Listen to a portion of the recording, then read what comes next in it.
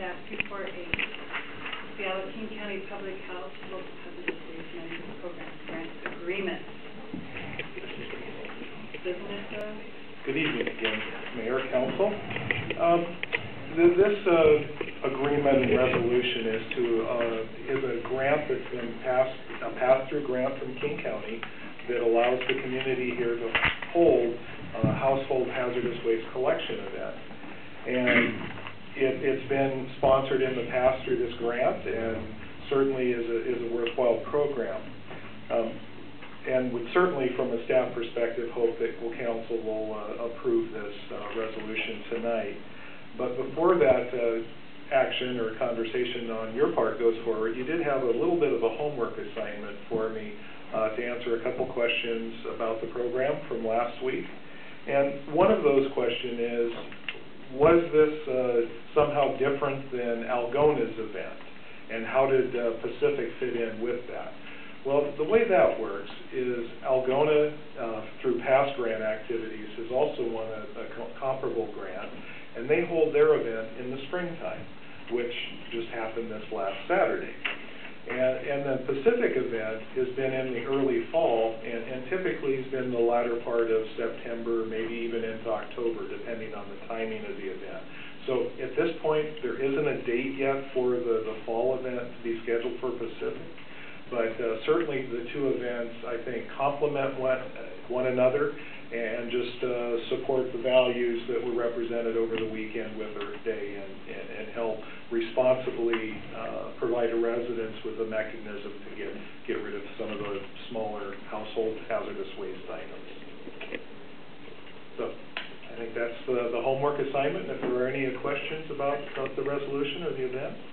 questions from council? One of the things that I noticed on the Algona event was that they did not take paint and hazardous materials with small appliances and things like that. So ours is different in that aspect. So I have there is in your packet, I believe, a list of the restricted items that are permissible and what is and what they will take and will not. I'm sorry, I don't know the list that Algona has. I was looking for paint disposal, and they didn't. That was a no-no. It is oil-based paint.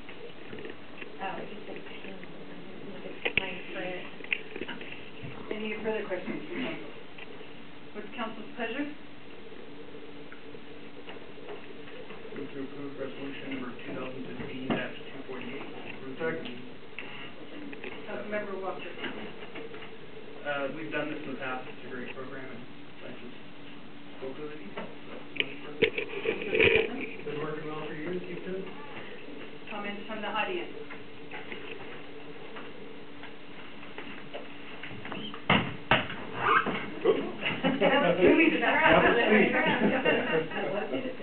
Considering how much stuff we saw come in this year, I don't know if hazardous waste were able to be separated out or if people respected that or not. We'll find out from waste management when the dumpsters are emptied. But in previous years, there's been a lot of hazardous stuff, batteries, electronics and things, so I think it's a really good idea. And you can dispose of latex paints and oil-based paint. Latex paints you just dry up and put in the garbage. But oil-based paints you can go over to the super mall on Saturdays when they have their recycling hazardous event set up, and you can actually get and trade your paint.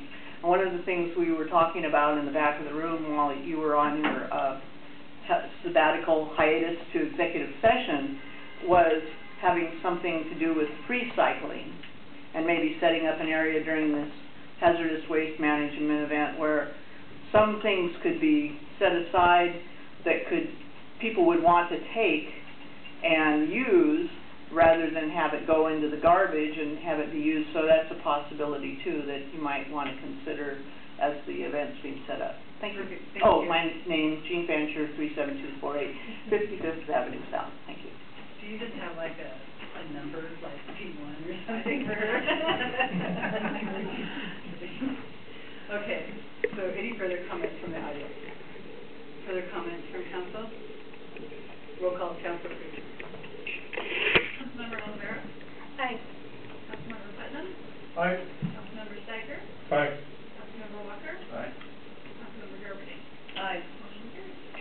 Next item on the agenda, a discussion item for the West Valley speed limit.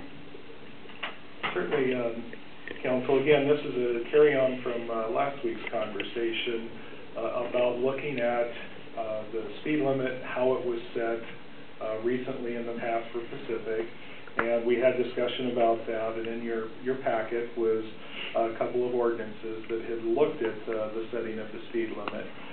One ordinance, 2013-1854, was approved by council to set the speed limit lower from 40 to 25. And then the follow-on ordinance in your packet was establishing a procedure for staff and council to follow to look at the setting of speed limits on the city streets. So we had a robust discussion about how that occurred, some of the regulatory requirements behind that, and the most recent ordinance, resolution that was passed, 215, is reflective of the process that state statute requires for jurisdictions to follow when they're contemplating either raising or lowering the speed limit on city streets. One of the questions that was unanswered last week, and I did a little bit more research on this week, was how did Algona set their speed limit through their segment of West Valley Highway? Well, I did have an opportunity to talk briefly with Mayor Hill at the skateboard meeting, and it was a hurried conversation, unfortunately, and I didn't get a definitive answer, but the answer that I was given, it was based on safety. And when I pressed the point a little bit, was there an engineering analysis or study done to the state standards? I didn't get a firm answer one way or the other how that was examined. So I'm sorry, but I can't report back affirmatively or with any authority on the criteria that Algona used in that particular situation. Now, I will say that I do understand and I recognize that the confusion surrounding it has occurred for a period of time. And I think part of the reason for that is in mid-2013, the state legislature took up this very issue and did grant some additional authority to local jurisdictions to look at the speed limits and set speed limits. But unfortunately, it only allowed on the city non-classified streets or your local access streets.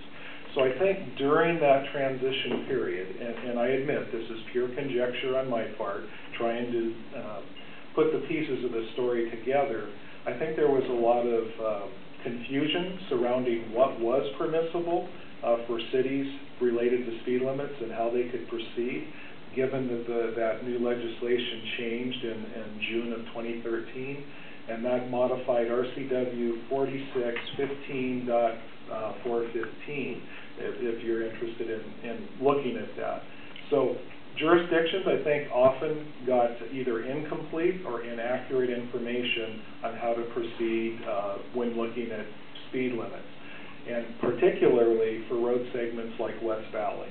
It's very clear through that state statute that I referenced that arterial streets require a traffic engineering study to reestablish or do something different than a speed limit if you're setting it or contemplating setting it at a different speed than it's already been established. Hopefully that clarifies that issue the best I can, but if there are follow-on questions or comments, I'd certainly be happy to answer what I can. Councilmember Rodriguez. Correct me if I'm wrong, because I was this one, but that speed limit on West Valley was lowered during what we call an emergency situation because of all the mudslide type situations. Is that not correct? No, No? it's lowered before that. I'm sorry, say that one? It was lowered before that because the slides were last year in 2014 and the speed limit was lowered in 2013. Okay, I just wanted to. Yeah, it was. Okay. Thank you. So, and this was a discussion item, we're taking any action or clarification. Is there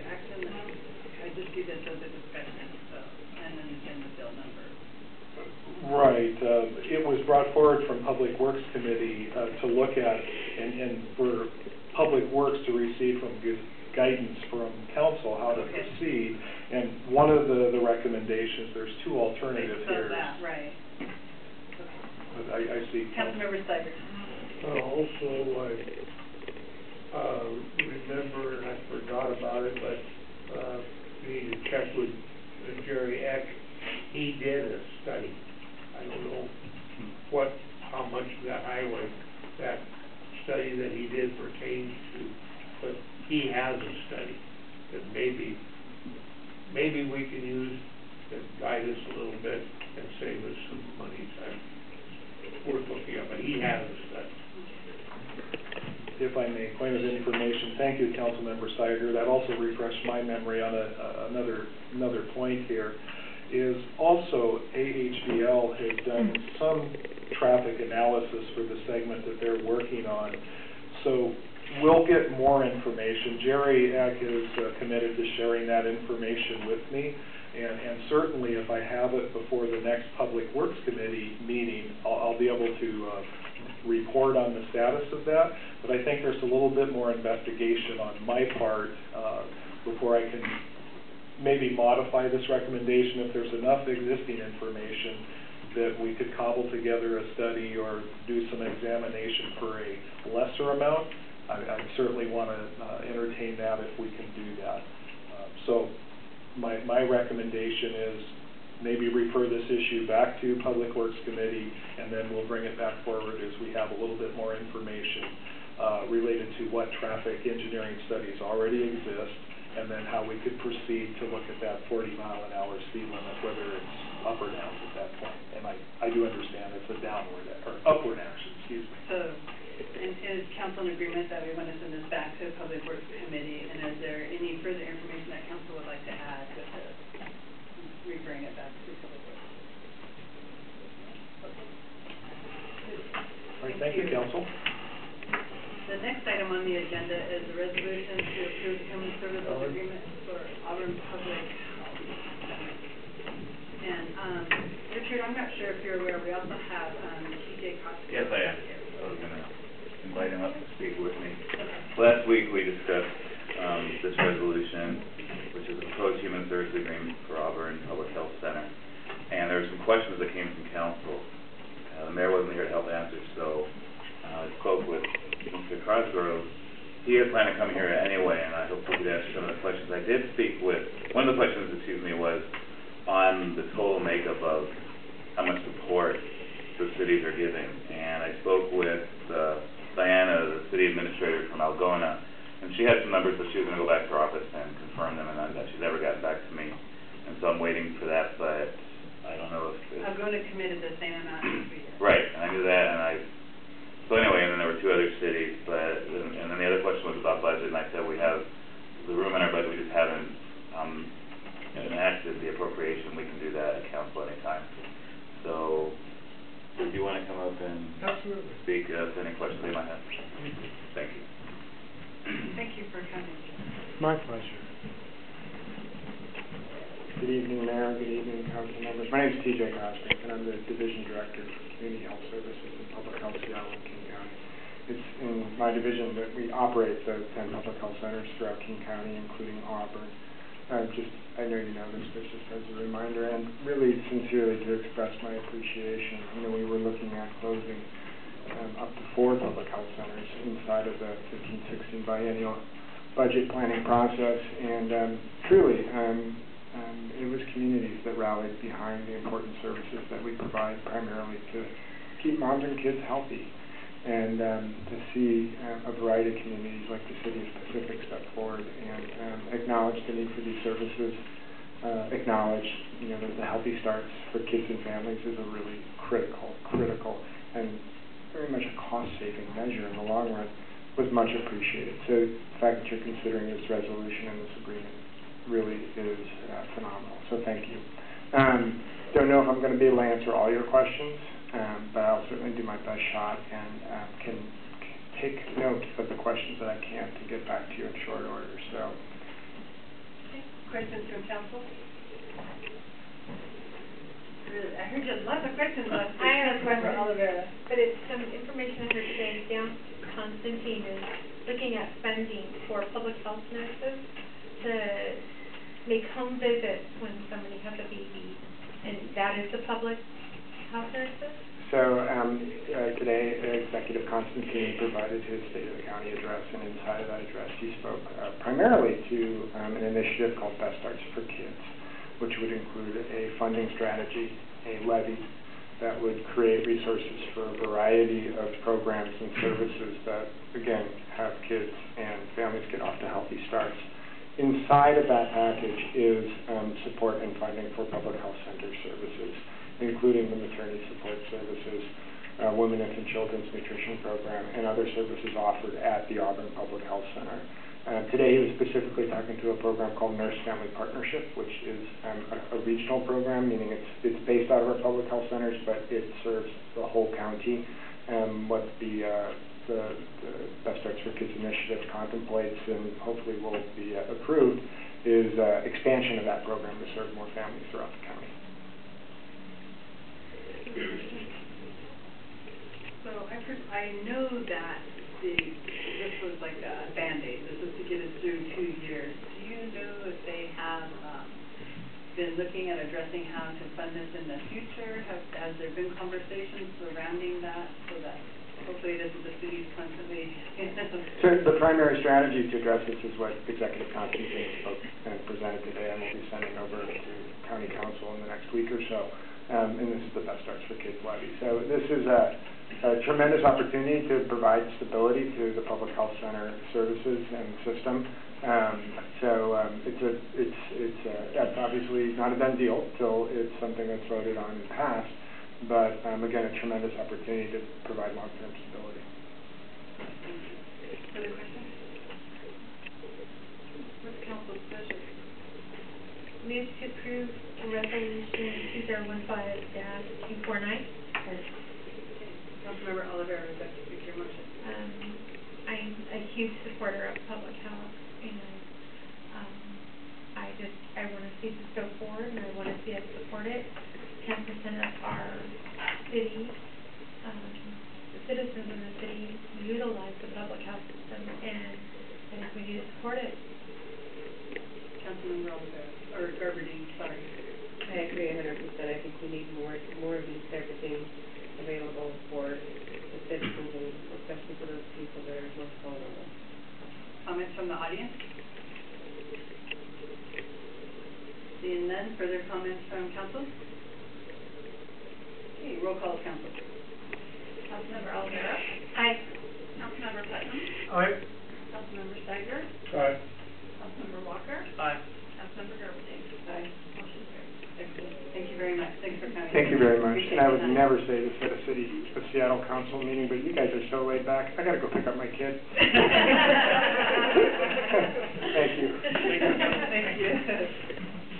All right, the next item on the agenda is approval of the 2015 first quarter financial report.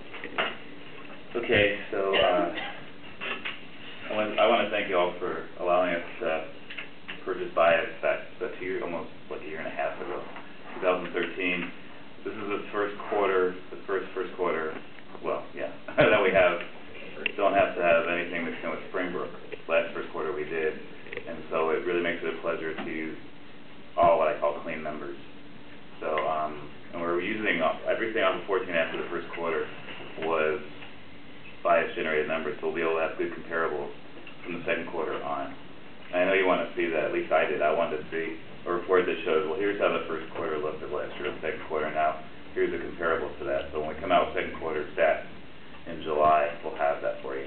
And right now I can tell you that looking back though, last year, the first quarter, we were down 122,000. This year, only down 22,000. Honestly, I was a little bit surprised too, because we have higher, payroll and expenses go up, but staff has managed it well, and we got some good revenues in the first quarter. First quarter is notoriously low in revenues. You're coming off of the Christmas season, sales tax usually low. We don't get our property taxes until April and May, so and a lot of expenses usually have to get turned over to the new year. And also you pay your full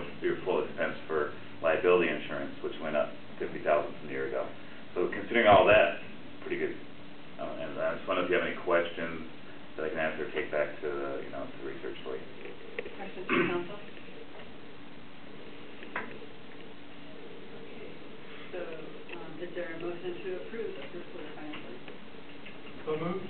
Second. Would you like to speak to your motion, Councilmember Beck?